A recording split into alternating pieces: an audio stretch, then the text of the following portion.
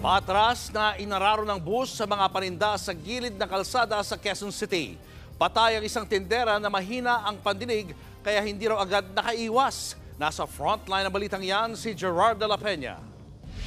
Sa kuha kahapon ng CCTV, huminto ang bus na yan para magbaba ng pasahero sa Commonwealth Avenue sa Quezon City.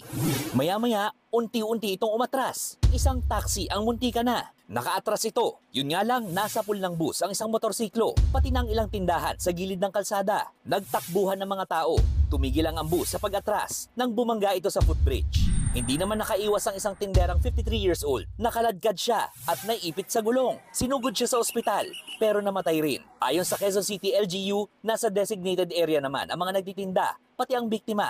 Yun nga lang, hindi niya narinig ang aksidente. Yung naipit dahil medyo may diferensya po ata yung pandinig. Nasa side naman po siya, wala po tayong vendor na sa gitna. Kwento naman ng driver sa mga pulis, nawalan umano ng preno ang bus na biyaheng Alabang Fairview. Tumanggi na magbigay ng pahayag ang bus driver. Nasa kustodiya na siya ng QCPD Traffic Sector 5 at maharap sa reklamong reckless imprudence resulting in multiple damage to property and homicide. Nagpadala na ng show cause order ang LTFRB para pagpaliwanagin ang kumpanya ng bus. Sususpindihin ang lahat ng unit ito at uobligahin ng mga driver na mag-seminar. Irerekomenda ng LTFRB na paigtingin ang taunang pag-iinspeksyon sa mga bus. Na nakaka-frustrate na dahil halos araw-araw na lang merong namatay. Pag-itingin namin ngayon yung road safety inspection ng mga buses.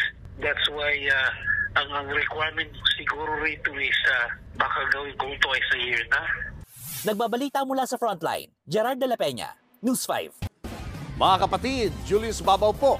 Para sa komprehensibo at makabuluhang balitaan at talakayan, mag-follow at mag-subscribe na sa social media pages ng News 5.